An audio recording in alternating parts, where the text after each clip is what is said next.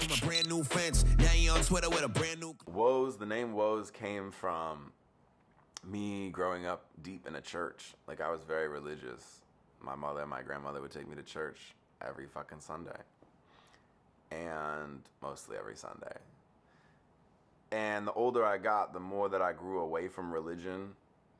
But the name WOES came from communion, where you're repenting for your sins and you say, woe to me, woe to me, woe to me. I was just like, this feels right. Like, I was just like, this feels right. I didn't put it in a rap name generator. You know what I mean? It just stuck in a way that I was like, this feels authentic to who I am and what I'm rapping about. And it just felt like me. I would describe my musical sound as like a conclusive palette of everything that raised me. I have like elements of rock, and I have elements of like more unplugged, you know, lovely sounding music. But I would say my sound is pretty all over the place. It can go from old school to new age rap to a heavier rock influence. I play with a band live, so it's pretty easy for me to like think in my head of like how I want something to translate to a live setting.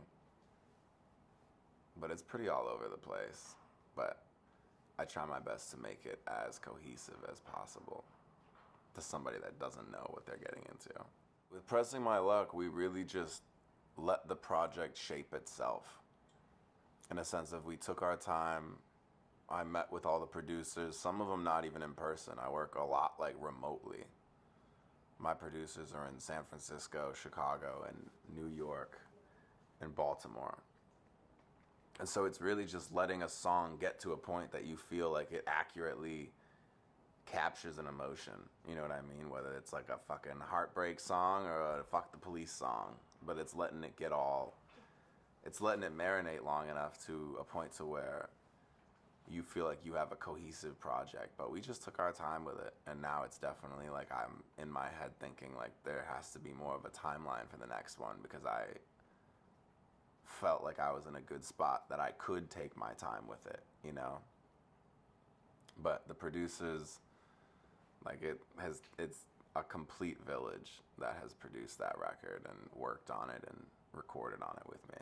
The name Pressing My Luck came from a homie, Dune Dogs, in LA, and he like has been one of the biggest catalysts to me growing as an artist, from just like a constant push.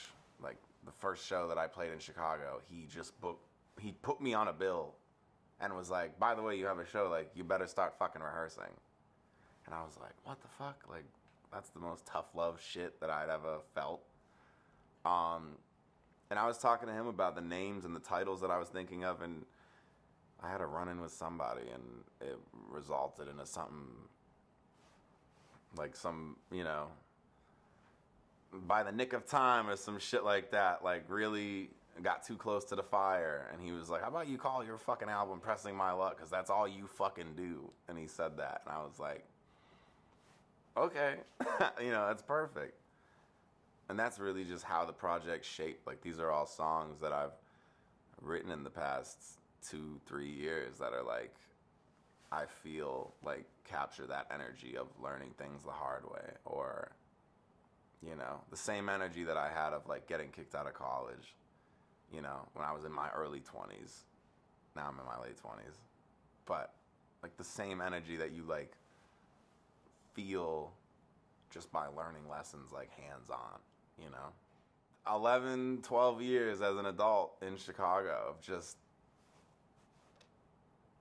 learning shit the hard way. Okay. Meeting your match. You know what I mean? Pressing buttons, poking the bear. Like, you know what I'm saying? Just not taking no for an answer, in a sense of like, if somebody says they're not going to move their car for you. You know what I'm saying? Like, just being a fucking problem. I guess that's really what it came down to. And then you just get more and more comfortable and you just push the envelope. Should have called it envelope pushing. If I had to pick one song that I had to show people that didn't know what kind of music I make or what the album sounded like, I would say listen to Tunnel Vision. It's like a song where I didn't try to, like, I just wrote it. Like, it just came from such a genuine place, the song kind of wrote itself. And that song just talks about, like, fucking suicide and mental health and all that cornball shit that everyone rolls their eyes at. But it also came from a place of just, like, I wrote that song for me. You know what I'm saying? I didn't really write that in the sense of, like, I want something that people can play in their cars.